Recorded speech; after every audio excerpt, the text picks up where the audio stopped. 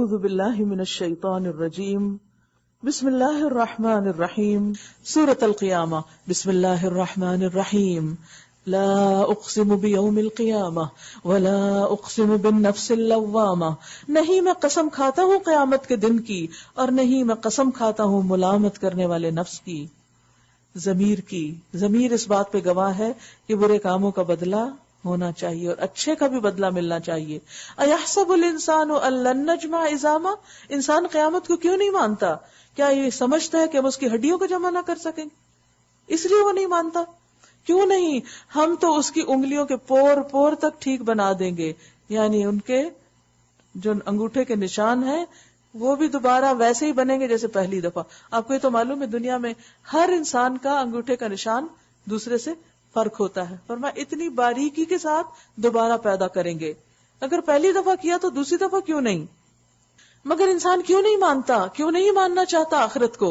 مگر انسان چاہتا ہے کہ آگے بھی بدعمالیاں کرتا رہے، غلط کام زیادہ کر سکے، منمانیاں کر سکے، خواہشات نفس کی پیروی کر سکے۔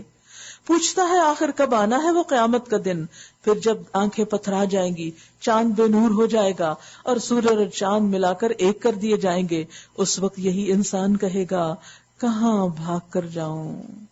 ہرگز نہیں، وہاں کوئی بھاگنے کی جگہ نہ ہوگی۔ اس روز تیرے رب ہی کے سامنے جا کے ٹھہرنا ہوگا، پیچھے نہیں بھاگ سکتے، اب آگے جا رہے ہیں لائن، تمہیں بھی اپنے رب کے آگے جا کے کھڑے ہونا ہے، تم بھی کیوں میں ہو۔ اس روز انسان کو اس کا سب اگلا پچھلا کیا کرایا بتا دیا جائے گا، کیا کچھ اس نے کیا، کیا نہیں کیا، کیا جلدی کیا، کیا لیٹ کر کے کیا، کیا چھوڑ دیا۔ بلکہ انسان خود ہی اپنے آپ کو خوب جانتا ہے، ہاں وہ کتنی ہی معذرتیں پیش کرے، کتنے ایکسکیوزز ڈھونڈے۔ بل الانسان علی نفسہ بصیرہ ولو القی معاذیرہ، اے نبی اس وحی کو جلدی جلدی یاد کرنے کے لیے اپنی زبان کو حرکت نہ دو، اس کو یاد کرا دینا اور پڑھوا دینا ہمارے ذمہ ہے، لہٰذا جب ہم اسے پڑھ رہے ہوں اس وقت تم اس کی قرات کو غور سے سنتے رہو، یعنی جب قرآن پڑھا جا رہا تو سنو، پھر اس کا مطلب سمجھا دینا بھی ہمارے ہی ذمہ ہے۔ اس سے کیا پتہ چلتا ہے کہ اللہ نے کتاب اتاری، اللہ نے اس کی حفاظت کی، اللہ نے اس کو پڑھوایا نبی صلی اللہ علیہ وسلم کو، اللہ نے ہی اس کا معنی بھی سمجھا دیا۔ لہٰذا قرآن کی بہترین تفسیر قرآن کے بعد حدیث سے ہوتی ہے، ہرگز نہیں۔ اصل بات یہ ہے کہ تم جلدی حاصل ہونے والی چیز یعنی دنیا سے محبت رکھتے ہو، تمہارا دل گواہی دیتا ہے کہ حق کیا ہے، سچ کیا ہے، لیکن اس لیے نہیں مانتے کہ پھر کرنا پڑے گا، اور اس لیے نہیں مانتے کہ تمہیں دنیا بڑی پیاری ہے، دنیا کی رونق تمہیں بہت عزیز ہے، اور آخرت کو چھوڑ دیتے ہو۔ اس روز کچھ چہرے تر و تازہ ہوں گے، اپنے رب کی طرف دیکھ رہے ہوں گے، اور کچھ چہرے اداس ہوں گے اور سمجھ رہے ہوں گے کہ ان کے ساتھ کمر توڑ برتاؤ ہونے والا ہے، کیونکہ کمر جب ٹوٹتی ہے تو پھر انسان چلنے کے قابل نہیں رہتا۔ ہرگز نہیں، جب جان حلق تک پہنچ جائے گی، پوری باڈی سے گلے تک آ جائے گی، اور کہا جائے گا ہے کوئی جھاڑ پھونک کرنے والا؟ ڈاکٹرز جواب دے جائیں گے، مشینیں اتار دی جائیں گی، پھر لوگ دم درود کرنے والوں کو ڈھونڈنا شروع کریں گے، اور آدمی سمجھ لے گا کہ یہ دنیا سے جدائی کا وقت ہے، موت آ چکی، اور پنڈلی سے پنڈلی جڑ جائے گی۔ وہ دن ہوگا تیرے رب کی طرف واپسی کا، جہاں سے آئے تھے وہیں واپس جانا ہے، اور ہر ایک جاتا ہے۔ فلا صدق ولا صلی، لیکن اس نے سچ نہ مانا اس بات کو اور نہ نماز پڑھی، اپنا عمل تبدیل ہی نہیں کیا، لیکن اس نے حق کو جھٹلا دیا اور منہ موڑ دیا، پھر پلٹ گیا، اکڑتا ہوا اپنے گھر والوں کی طرف چل دیا۔ یہ روش تیرے ہی لیے سزاوار ہے، یعنی یہ اکڑنا اور تجھی کو زیب دیتی ہے، تو ہے ہی ایسا، ایسا ہی کرے گا، ہاں یہ روش تیرے ہی لیے سزاوار ہے اور تجھی کو زیب دیتی ہے۔ اہل ایمان تو ایسے نہیں کرتے۔ ایحسب الانسان ان یترک سدی، کیا انسان نے یہ سمجھ رکھا ہے کہ ایسے ہی چھوڑ دیا جائے گا؟ جیسے کوئی آوارہ جانور ہو، ایسے ہی انسان بھی آوارہ پھرتا رہے، منمانی کرتا رہے، اور پھر اللہ کے حضور ایسے ہی واپس آ جائے۔ سورۃ الملک میں پرپز آف لائف بتایا گیا، اور یہاں پھر ایک دفعہ ہوش دلائی گئی، یہ مت سمجھو کہ تم یوں ہی بیکار پیدا کر دیے گئے۔ اگر آپ دیکھیں تو دنیا میں کوئی بھی چیز بیکار نہیں، ہر ایک کچھ نہ کچھ کام کر رہی ہے۔ ایک مائنیوٹ سیل اگر کام کر رہا ہے، اور کتنا کام کر رہا ہے؟ جتنا آپ کی سٹی کرتی ہے، پوری مینجمنٹ، ٹرانسپورٹیشن اور باقی کام۔ تو بات یہ ہے کہ انسان کا ہی کوئی کام نہ ہو، انسان ہی نکما اور بیکار ہو۔ جس کے خود جسم کے اندر اتنے کام ہو رہے ہیں, اتنی فیکٹریاں لگی ہوئی ہیں, وہ انسان خود کچھ بھی نہ کرے. حیرت کی بات. کیا انسان نے یہ سمجھ رکھا ہے کہ وہ یوں ہی مہمل چھوڑ دیا جائے گا؟ کیا وہ ایک حقیر پانی کا نطفہ نہ تھا, ایک سیل نہ تھا جو رحم مادر میں ٹپکایا جاتا ہے اور دوسرا سیل اس کے ساتھ ملتا ہے, اور پھر انہی سیلز کی افزائش شروع ہوتی ہے اور ملٹیپلیشن شروع ہو جاتی ہے, یعنی ملٹی پلائی ہو جاتے ہیں, اور پھر وہ لوتھڑا بن جاتا ہے. ثم کان علقۃ فخلق فسوى, پھر اس لوتھڑے کو اللہ ایک جسم کی شکل میں ڈھال دیتا ہے, پھر اللہ نے اس کا جسم بنایا اور اس کے اعضاء درست کیے, پھر اس سے مرد اور عورت کی 2 قسمیں, مزید تقسیم. کیا وہ اس پر قادر نہیں کہ مرنے والوں کو پھر سے زندہ کر دے؟ بلا, بالکل قادر ہے. سبحانک و بلا. سورۃ الدہر. بسم اللہ الرحمن الرحیم. هل اتى على الانسان حين من الدهر لم يكن شيئا مذكورا. کیا انسان پر لامتناہی زمانے کا ایک وقت ایسا بھی گزرا ہے جب وہ کوئی قابل ذکر چیز نہ تھا؟ یعنی اس دنیا میں آنے سے پہلے ہم نے انسان کو ایک مخلوط نطفے سے پیدا کیا. جس دور میں قرآن مجید نازل ہوا اس وقت دنیا میں کسی ایک انسان کو بھی یہ خبر نہ تھی کہ انسان کی تخلیق کے ابتدائی مرحلے کچھ اس طرح ہیں جیسے قرآن مجید نے بیان کیے. کیوں پیدا کیا؟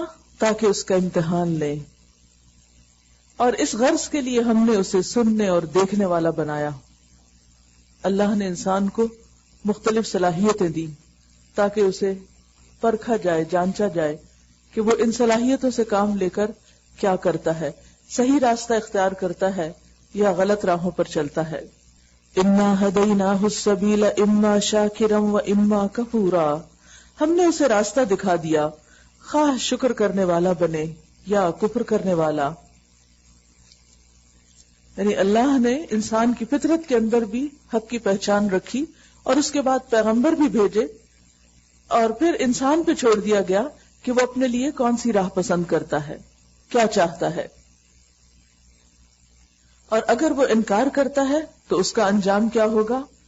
انا اعتدنا للکافرین سلاسل واغلالا وسعیرا. کفر کرنے والوں کے لیے ہم نے زنجیریں اور طوق اور بھڑکتی ہوئی آگ مہیا کر رکھی ہے. اس کے برعکس جو نیک لوگ ہیں تو نیک لوگ جنت میں شراب کے ایسے ساغر پیئیں گے جن میں آب کافور کی آمیزش ہوگی. یہ ایک بہتا چشمہ ہوگا جس کے پانی کے ساتھ اللہ کے بندے شراب پیئیں گے اور جہاں چاہیں گے بسہولت اس کی شاخیں نکال لیں گے. یہ کون لوگ ہوں گے خوش قسمت؟ یہ وہ لوگ ہوں گے جو دنیا میں نظر پوری کرتے ہیں, یعنی اللہ سے اور بندوں سے کیے ہوئے وعدوں کو نبھاتے ہیں. اس دن سے ڈرتے ہیں جس کی آفت ہر طرف پھیلی ہوئی ہوگی. وَيُطْعِمُونَ الطَّعَامَ عَلَى حُبِّهِ مِسْكِينًا وَيَتِيمًا وَأَسِيرًا. اور اللہ کی محبت میں مسکین اور یتیم اور قیدی کو کھانا کھلاتے ہیں, اور ان سے کہتے ہیں کہ ہم تمہیں صرف اللہ کی خاطر کھلا رہے ہیں, ہم تم سے نہ کوئی بدلہ چاہتے ہیں نہ شکریہ. عام طور پر تو انسانوں کے اندر یہ رجحان ہوتا ہے کہ اگر کسی کے ساتھ کوئی بھلائی کریں, کسی کے کسی کام میں اس کی ضرورت پوری کریں تو پھر اس کو جتاتے بہت ہیں, اور خصوصاً اس وقت جب ان کا اپنا کوئی مطلب ہو دوسرے سے. لیکن اللہ کے چنے ہوئے بندے جنہیں اللہ اپنی جنت کے لیے منتخب کرے گا, ان کی صفات میں سے ایک خاص صفت یہ ہے کہ جب وہ کسی پر احسان کرتے ہیں تو اس احسان کو جتاتے نہیں, سناتے نہیں. جو کچھ بھی کرتے ہیں اللہ کی خاطر, یعنی اس کا بدلہ اللہ سے چاہتے ہیں, بندوں سے نہیں. بالکل بے غرض ہو کر, سیلف لیس ہو کر دوسروں کے کام آتے ہیں,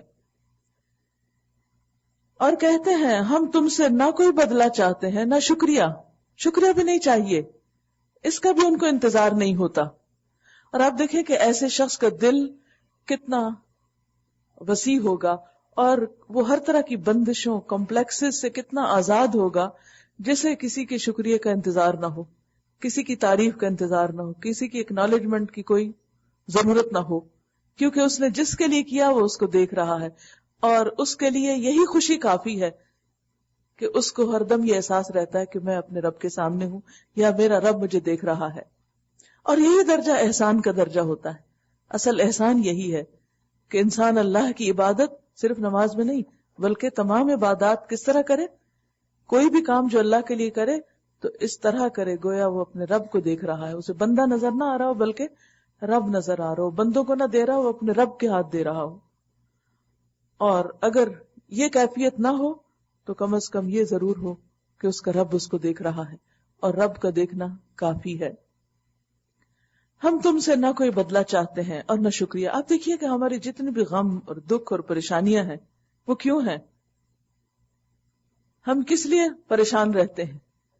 جب ہمیں یہ غم لگا رہتا ہے کہ لوگ ہماری ایفرٹس کو ایکنالج نہیں کرتے، ہمیں سراہتے نہیں، ہماری تعریف نہیں کرتے، ہمیں پوچھتے نہیں، ہماری قدر نہیں کرتے، ہمارا خیال نہیں کرتے، ہمارے کام نہیں آتے، ہمیں کوئی فائدہ نہیں دیتے، سارے غم تو یہی ہیں. ہم غیبت کیوں کرتے ہیں؟ ہم کڑتے کیوں رہتے ہیں؟ ہم پریشان کیوں رہتے ہیں؟ کبھی آپ اس کی تہہ میں جائیے تو عموماً آپ کو لوگوں کی شکایات ملے گی، لوگوں کے شکوے، لوگوں سے کمپلینٹس. اور اگر ہماری زندگی سے یہ پہلو نکل جائے تو ہم سب سے خوشحال انسان ہو جائیں، سارے دکھ ہی دور ہو جائیں. اور یہ کیفیت ناممکن نہیں، ممکن ہے، لیکن اس کے لیے ضروری ہے کہ ہمیں واقعی اس بات پر ایمان ہو کہ ہمارا رب ہمیں دیکھ رہا ہے. ہمیں تو اپنے رب سے اس دن کے عذاب کا خوف لاحق ہے جو سخت مصیبت کا انتہائی طویل دن ہوگا. بس اللہ تعالیٰ انہیں اس دن کے شر سے بچا لے گا اور انہیں تازگی اور سرور بخشے گا. وَجَزَاهُمْ بِمَا صَبَرُوا جَنَّةً وَحَرِيرًا، اور ان کے صبر کے بدلے انہیں جنت اور ریشمی لباس عطا کرے گا. وہاں وہ اونچی مسندوں پر تکیے لگائے بیٹھے ہوں گے. دنیا میں انسان یہی چیزیں تو چاہتا ہے زینت کی، یہ سب کچھ انہیں وہاں ملے گا، لیکن اس کے لیے شرط یہ ہے کہ دنیا میں صبر کریں. جب آپ کسی کے ساتھ احسان کریں، جب آپ کسی کے ساتھ اچھا سلوک کریں اور جواب میں آپ کو اچھا نہ ملے تو بھی آپ مطمئن رہیں اور اچھائی کرتے رہیں، کرتے چلے جائیں. لا يرون فيها شمسا ولا زمهريرا، نہ انہیں دھوپ کی گرمی ستائے گی نہ جاڑے کی ٹھنڈک. دنیا میں کیا ہوتا ہے، ذرا ویدر گرم ہوا تو ہم پریشان، ذرا ٹھنڈک ہو گئی، موسم بدل گیا، ٹیمپریچر لو ہو گیا تو ہم پریشان. لیکن وہاں ایسی کوئی پریشانی نہیں ہوگی. جنت کی چھاؤں ان پر جھکی ہوئی سایہ کر رہی ہوگی، ایسے لگے گا ہر چیز ان کی خدمت گار ہو گئی. دنیا میں بھی خاموشی سے یہ ساری کائنات ہماری خدمت میں لگی ہوئی ہے، لیکن وہاں انداز یہ ہوگا کہ ہر چیز جیسے والہانہ طور پر استقبال کر رہی ہو اور بھاگ بھاگ کر اور دوڑ دوڑ کر ایک حکم کے اشارے سے کام میں لگی ہوئی ہو. وَذُلِّلَتْ قُطُوفُهَا تَذْلِيلًا، اور اس کے پھل ہر وقت ان کے بس میں ہوں گے. وَيُطَافُ عَلَيْهِمْ بِآنِيَةٍ مِّن فِضَّةٍ فِضَّةٍ وَأَكْوَابٍ كَانَتْ قَوَارِيرًا، ان کے آگے چاندی کے برتن اور شیشے کے پیالے گردش کرائے جا رہے ہوں گے، کرسٹل کی طرح. شیشے بھی وہ جو چاندی کے قسم کے ہوں گے، اور ان کو منتظمین جنت نے ٹھیک اندازے کے مطابق بھرا ہوگا. آپ دیکھیے کہ جب کوئی سرو کرنے کے لیے آپ کے پاس ٹرے لائے اور کمرے میں بہت سارے لوگ بیٹھے ہوں اور آپ کی نظر گلاسز پہ پڑے، ایک زیادہ بھرا ہوا، ایک کم بھرا ہوا، ایک چھلک رہا ہے، ایک ٹیڑھا رکھا ہوا ہے، تو پینے سے پہلے طبیعت بیزار ہو جاتی ہے. لیکن وہاں پر ایسی کوئی بھی مس مینجمنٹ نہیں ہوگی، بلکہ پریزنٹیشن بہت خوبصورت ہوگی. ان کو وہاں ایسی شراب کے جام پلائے جائیں گے جن میں سونٹ کی آمیزش ہوگی. یہ جنت کا ایک چشمہ ہوگا جسے سلسبیل کہا جاتا ہے. عینن فیہا تسمی سلسبیلا ویطوف علیہم ولدان مخلدون، ان کی خدمت کے لیے ایسے لڑکے دوڑتے پھر رہے ہوں گے جو ہمیشہ لڑکے ہی رہیں گے. سروٹس بوڑھے نہیں ہوں گے، نہ وہ تھکیں گے، نہ وہ اکتائیں گے، نہ ان کے چہروں پہ کوئی پریشانی کے آثار ہوں گے. ہر دم ویلکم کرنے والے. تم انہیں دیکھو تو سمجھو کہ موتی ہیں جو بکھیر دیے گئے. وہاں جدھر بھی تم نگاہ ڈالو گے نعمتیں ہی نعمتیں، اور ایک بڑی سلطنت کا سر و سامان تمہیں نظر آئے گا. ان کے اوپر باریک ریشم کے سبز لباس اور اطلس و دیبا کے کپڑے ہوں گے. ان کو چاندی کے کنگن پہنائے جائیں گے. کبھی سونا اچھا لگتا ہے اور کبھی چاندی بھی بہت فٹ بیٹھتی ہے، کیونکہ ہر وقت ایک ہی چیز اچھی بھی نہیں لگتی، اس لیے اس کو کم قیمت نہ سمجھیں. اور ان کا رب ان کو نہایت پاکیزہ شراب پلائے گا. یہ ہے تمہاری جزا اور تمہاری کارگزاری قابل قدر ٹھہری ہے. ان ھذا لکم جزاء وکان سعیکم مشکورا. تم نے جو کوششیں کی، تم جو اللہ کی خاطر، اللہ کی رضا کی خاطر بھاگے دوڑے پھر رہے تھے اور کہیں دم نہیں لیتے تھے، آج ان کوششوں کی قدردانی کی جا رہی. تم نے یہ قدردانی بندوں سے نہیں طلب کی، تم نے صلہ بندوں سے نہیں چاہا تھا، تم نے اپنے رویے بندوں کے تابع نہیں کیے تھے، تم نے یہ سب کچھ اللہ کے لیے کیا تھا جو تمہاری ہر کوشش کو سراہنے والا تھا، جو تمہاری ان کوششوں پر قدردان تھا، اور آج اس کی جزا تم کو مل رہی ہے. انا نحن نزلنا علیک القرآن تنزیلا. اے نبی صلی اللہ علیہ وسلم، ہم ہی نے تم پر یہ قرآن تھوڑا تھوڑا کر کے نازل کیا ہے، لہٰذا تم اپنے رب کے حکم پر صبر کرو، یعنی ان کی باتوں پر برا نہ مناؤ اور دل چھوٹا نہ کرو، اور ان میں سے کسی بد عمل یا منکر حق کی بات نہ مانو. وَاذْكُرِ اسْمَ رَبِّكَ بُكْرَةً وَأَصِيلًا. اپنے رب کا نام صبح و شام یاد کرو، رات کو بھی اس کے حضور سجدہ ریز ہو جاؤ، اور رات کے طویل اوقات میں اس کی تسبیح کرتے رہو. پھر تسبیح کی بات ہے. آج کل طاق راتیں تو بہت چھوٹی ہیں لیکن درجے اور اجر میں بہت بڑی ہیں. اگر سردیوں کی ہوتی تو بہت لمبا جاگنا پڑتا، اب تو تھوڑی سی دیر بھی جاگ لے تو کھانا پوری ہو جاتی. تو بہت سے لوگ پوچھتے ہیں کہ ان میں کیا کریں. ٹھیک ہے، قیام بھی ہو گیا، تراویح ہو گئی، قرآن کی تلاوت ہو گئی، پھر کیا کریں اور کیا کریں؟ تو یہاں ہے اس کا جواب، وَسَبِّحُ لَيْلًا طَوِيلًا. تسبیح کریں، کثرت سے تسبیح. آپ نماز پڑھیں، پھر بیٹھ جائیں، پھر تسبیح کریں، پھر اٹھیں، پھر پڑھیں، پھر قرآن پڑھیں، مختلف چیزیں کریں تاکہ آپ کا دل لگا رہے اور آپ کی ساری عبادت ایک شعوری عبادت ہو اور اس میں آپ کو ایک لذت نصیب ہو. ان هؤلاء يحبون العاجلة ويذرون وراءهم يوما ثقيلا. یہ لوگ تو جلدی حاصل ہونے والی چیز یعنی دنیا سے محبت رکھتے ہیں اور آگے جو بھاری آنے والا دن ہے اسے نظر انداز کر دیتے ہیں، اگنور کر دیتے ہیں. یہ ہے اصل مشکل، یہ ہے اصل خرابی. کیونکہ ہم بچوں کی طرح کسی کام جا رہے ہوتے ہیں، چھوٹی چھوٹی چیزیں ہمیں ڈسٹریکٹ کر دیتی ہیں، بھول جاتے ہیں کدھر نکلے تھے، کیا کرنے جا رہے تھے. ہم روز تہیہ کرتے ہیں اللہ کی اطاعت اور عبادت کریں گے اور اللہ ہی کی خاطر جییں اور مریں گے، اور پھر چھوٹا سا کوئی پرابلم آ جاتا ہے اور وہ ساری کوششیں ایک طرف رہ جاتی ہیں. لیکن جو لوگ واقعی آخرت سے ڈرتے ہیں اور اس دن کی جزا چاہتے ہیں وہ اسی کو اہمیت دیتے ہیں. اور دنیا کے چھوٹے چھوٹے اور بہت چھوٹے مسائل، یاد رکھیے دنیا کا سب سے بڑا مسئلہ جسے آپ کہتے ہو وہ بھی بہت چھوٹا آخرت کے مسائل کے مقابلے میں. اس لیے کہ دنیا کا ہر مسئلہ ختم ہو جاتا ہے مگر آخرت کے مسائل ختم نہیں ہوں گے. یہاں ہر چیز کے لیے ایک وے آؤٹ ہے، ایک طریقہ نہیں تو دوسرا، ایک حل نہیں تو دوسرا آپ ٹرائی کر لیتے ہیں. سیکنڈ چانس، تھرڈ چانس، کسی جگہ جا کر آپ کامیاب ہو جاتے ہیں. لیکن وہاں پر کوئی کوشش اور اسٹرگل کام نہ آئے گی، فائدہ نہ دے گی. اس لیے جو لوگ آخرت کو مسئلہ سمجھتے ہیں وہ دنیا کے مسائل سے اوپر اٹھ جاتے ہیں اور وہ بڑے پیمانے پر جدوجہد کرتے ہیں. ہم نے ان کو پیدا کیا اور ان کے جوڑ بند مضبوط کیے اور ہم جب چاہیں ان کی شکلوں کو بدل کر رکھ دیں. انہا بہی تذکرہ، یہ ایک نصیحت ہے. اب جس کا جی چاہے اپنے رب کی طرف جانے کا راستہ اختیار کر لے. فمن شاء اتخذ الى ربه سبیلا وما تشاءون الا ان یشاء اللہ.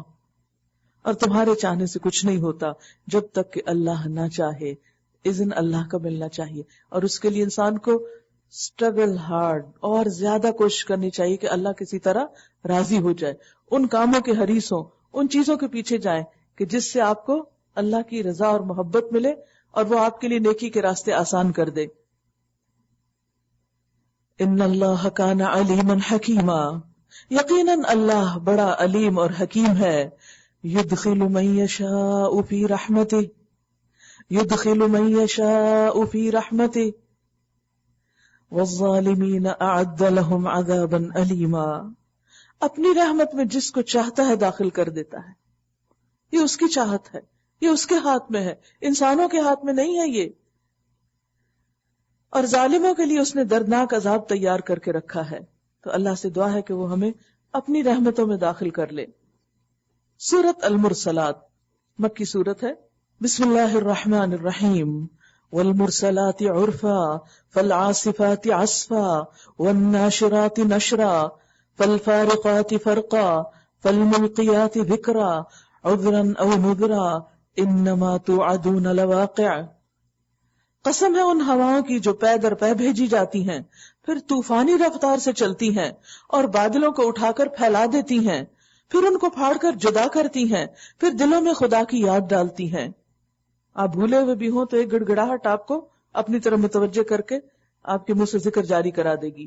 عذر کے طور پر یا ڈراوے کے طور پر جس چیز کا تم سے وعدہ کیا جا رہا ہے یعنی قیامت، وہ ضرور واقع ہونے والی ہے. یعنی جس رب نے یہ ہوائیں چلائیں اور ان کو مختلف کام سونپے، اسی رب نے آخرت کا دن بنایا ہے.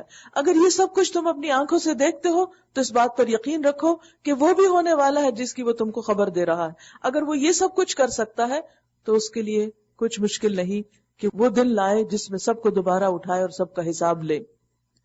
وہ کب آئے گا؟ وہ دن کیسا ہوگا؟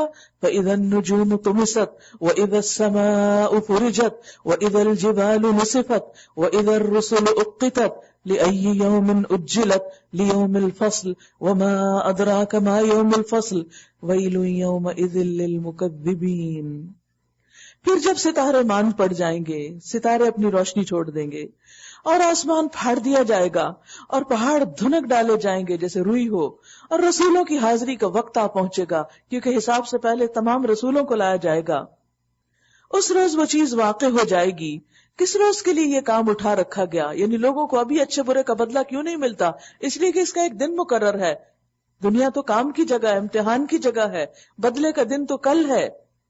فیصلے کے روز کے لیے یہ کام اٹھا رکھا گیا، اور تمہیں کیا خبر کہ وہ فیصلے کا دن ہے کیا؟ تباہی ہے اس دن جھٹلانے والوں کے لیے، یعنی جو اس کو نہ مانے اور اس کے لیے تیاری نہ کریں. أَلَمْ نُهْلِكِ الْأَوَّلِينَ ثُمَّ نُتْبِعُهُمُ الْآخِرِينَ كَذَلِكَ نَفْعَلُ بِالْمُجْرِمِينَ وَيْلٌ يَوْمَئِذٍ لِّلْمُكَذِّبِينَ. کیا ہم نے اگلوں کو ہلاک نہیں کیا؟ پھر انہی کے پیچھے ہم بعد والوں کو چلتا کریں گے. مجرموں کے ساتھ ہم یہی کچھ کیا کرتے ہیں. تباہی ہے اس دن جھٹلانے والوں کے لیے، یعنی اگر آج دنیا میں کسی کو سزا نہ ملی تو کل شامت آ جائے گی. کیا ہم نے ایک حقیر پانی سے تمہیں پیدا نہیں کیا؟ یعنی اپنی اصلیت پہ تو غور کرو. اور ایک مقررہ مدت تک اسے ایک محفوظ جگہ ٹھہرائے رکھا، یعنی ماں کے پیٹ میں. تو دیکھو ہم اس پر قادر تھے، یعنی ہم یہ کر سکتے تھے اور ہم نے کیا. اب دیکھیے کہ انسان باقی جو بھی انٹیک لیتا ہے وہ چند گھنٹوں کے اندر اس کے جسم سے باہر آ جاتا ہے. لیکن حیرت کی بات کہ اللہ سبحانہ وتعالی ماں کے پیٹ کے اندر بچے کو 9 مہینے تک ٹھہراتے ہیں اور وہ اپنے مقرر وقت پر ہی باہر آتا ہے، اس سے پہلے باہر نہیں آتا. تو یہ کس نے اس کو وہاں قرار دیا؟ کس نے اس کو ٹھہرایا؟ اور جب اس کے باہر آنے کا وقت آتا ہے تو پھر کوئی اس کو وہاں روک نہیں سکتا. کوئی دوا ایسی نہیں ہوتی کہ آپ اس کو وہاں پر سٹاپ کر دیں کبھی یہ باہر نہ آئے. اور جن کے وقت سے پہلے مسکیرج ہوتے ہیں، اگر وہ چاہیں کہ وہ ان کو روک لیں تو وہ روک نہیں سکتے. یہ سب کچھ اللہ کے اذن سے ہوتا ہے. دیکھو ہم اس پر قادر تھے، بس ہم بہت اچھی قدرت رکھنے والے ہیں. تباہی ہے اس روز جھٹلانے والوں کے لیے. أَلَمْ نَجْعَلِ الْأَرْضَ كِفَاتًا أَحْيَاءً وَأَمْوَاتًا وَجَعَلْنَا فِيهَا رَوَاسِيَ شَامِخَاتٍ وَأَسْقَيْنَاكُمْ مَاءً فُرَاتًا. کیا ہم نے زمین کو سمیٹ کر رکھنے والی نہیں بنایا، زندوں کے لیے بھی اور مردوں کے لیے بھی، اور اس میں بلند و بالا پہاڑ جما دیے اور تمہیں میٹھا پانی پلایا. تباہی ہے اس روز جھٹلانے والوں کے لیے. چلو اب اسی چیز کی طرف جسے تم جھٹلایا کرتے تھے، چلو اس سائے کی طرف جو 3 شاخوں والا ہے، نہ ٹھنڈک پہنچانے والا اور نہ آگ کی لپٹ سے بچانے والا. وہ آگ محلات جیسی بڑی بڑی چنگاریاں پھینکے گی. دنیا میں آپ دیکھیں جب لکڑی جلاتے ہیں تو چھوٹی چھوٹی مائنیوٹ سی چنگاریاں اڑتی ہیں، لیکن جہنم کے تو شعلے بھی بہت بڑے ہوں گے اور اس کی چنگاری اتنی بڑی بڑی ہوگی جیسے ایک بہت بڑا کوئی ہائی رائز ہو یا ایک بہت بڑا محل ہو، جو اچھلتی ہوئی یوں محسوس ہوں گی گویا کہ وہ زرد اونٹ ہیں، یعنی ایک کے بعد ایک اوپر اٹھ رہی ہوگی. تباہی ہے اس روز جھٹلانے والوں کے لیے. یہ وہ دن ہے جس میں وہ کچھ نہ بولیں گے، بول سکیں گے ہی نہیں، اور نہ انہیں موقع دیا جائے گا کہ وہ کوئی بہانہ یا عذر پیش کر سکیں. تباہی ہے اس روز جھٹلانے والوں کے لیے. یہ فیصلے کا دن ہے تم اس کو نہیں مانتے تھے، وہ دن آ گیا، آج یہ فیصلے کا دن ہے، ہم نے تمہیں اور تم سے پہلے گزرے ہوئے لوگوں کو جمع کر دیا ہے۔ اب اگر کوئی چال تم چل سکتے ہو تو میرے مقابلے میں چل دیکھو۔ دنیا میں انسان خدا کے خلاف بولتا ہے، اس کی کتاب پر حجتیں کرتا ہے، اس کے رسولوں کا مذاق اڑاتا ہے، آخرت کا مذاق اڑاتا ہے، لیکن جب وہ دن آ جائے گا، جب حقیقت اپنے سامنے دیکھ لیں گے تو پھر ان کی بولتی بند ہو جائے گی، پھر وہ ایک لفظ بھی نہ بول سکیں گے، پھر سارے لوگ مل کر بھی اس عذاب کو ٹال نہیں سکیں گے، سب جھٹلانے والے مل کر بھی اللہ کا مقابلہ نہ کر سکیں گے۔ تباہی ہے اس روز جھٹلانے والوں کے لیے، اس کے برعکس متقی لوگ، تقوی والے، ان المتقین فی ظلال وعیون، آج سایوں اور چشموں میں ہیں، اور جو پھل وہ چاہیں ان کے لیے حاضر ہیں، کھاؤ اور پیو مزے سے اپنے ان اعمال کے صلے میں جو تم کرتے رہے ہو۔ پھر عمل کی بات، یہ سب کچھ تمہیں دیا جا رہا ہے تمہاری کوششوں کی وجہ سے۔ ہم نیک لوگوں کو ایسی ہی جزا دیتے ہیں۔ تباہی ہے اس روز جھٹلانے والوں کے لیے، کھاؤ اور مزے کر لو تھوڑے دن، یعنی جو نہیں مانتے ان کے لیے یہی دنیا ہے بس مزے کرنے کو، حقیقت میں تم لوگ مجرم ہو۔ تباہی ہے اس روز جھٹلانے والوں کے لیے، جب ان سے کہا جاتا ہے کہ اللہ کے آگے جھکو تو جھکتے نہیں۔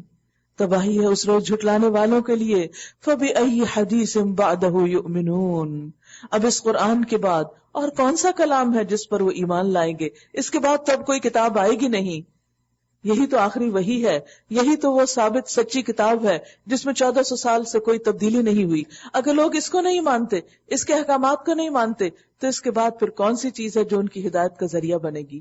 کوئی بھی نہیں۔ وآخر دعوانا ان الحمد للہ رب العالمین، سبحانک اللہم وبحمدک، نشہد ان لا الہ الا انت، نستغفرک ونتوب الیک۔ السلام علیکم ورحمۃ اللہ وبرکاتہ۔